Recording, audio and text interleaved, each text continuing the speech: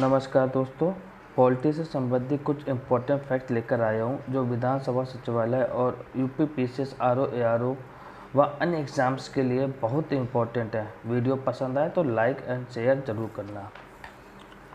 1773 का regulating act Bharat में east India company के कार्यों को नियमित और नियंत्रित करने की दिशा में ब्रिटिश सरकार द्वारा उठाया गया यह पहला कदम था। इसके द्वारा कंपनी के प्रशासनिक और राजनीतिक कार्यों को मान्यता मिली। भारत में केंद्रीय प्रशासन की नींव रखी गई। इस अधिनियम द्वारा बंगाल के गवर्नर को बंगाल का गवर्नर जनरल कहा गया। इस अधिनियम द्वारा मद्रास एवं बम्बई के गवर्नर को बम्बई के गवर्नर जनरल के अधीन कर दिया गया।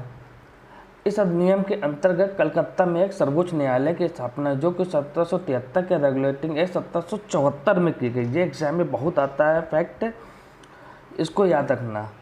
कंपनी के कर्मचारियों को निजी व्यापार करने और भारतीय लोगों से उपहार व रिश्वत लेना प्रतिबंधित कर दिया गया।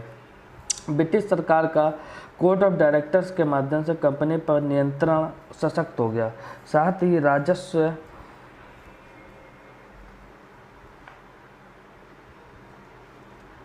ब्रिटिश सरकार का कोर्ट ऑफ डायरेक्टर्स के माध्यम से कंपनी पर नियंत्रण सशक्त हो गया। साथ ही राजस्व, नागरिक और सैन्य मामलों की जानकारी ब्रिटिश सरकार को देना आवश्यक कर दिया गया। 1781 का संशोधन अधिनियम रेगुलेटिंग एक्ट 1773 की कमियों को दूर करने के लिए यह अधिनियम लाया गया, जिसे बंदोबस्त कानून के नाम से भी जानते हैं। 1786 का अधिनियम 1786 में लॉर्ड कॉर्नवालिस को बंगाल का गवर्नर जनरल नियुक्त किया गया तथा उसने यह पद स्वीकार करने के दो शर्तें रखी। पहली शर्त कौन सी थी?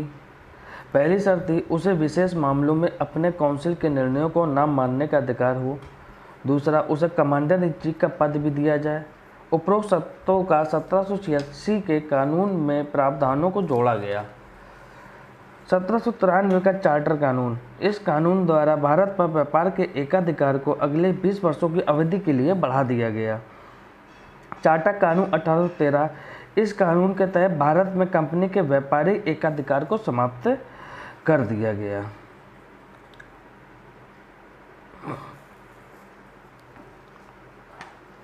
अब आ जाता है 1813 का चार्टर अधिनियम। इस अधिनियम के तहत बंगाल के गवर्नर जनरल को भारत का गवर्नर जनरल बना दिया गया, जिसमें सभी नागरिक और सैन्य शक्तियां निहित थी।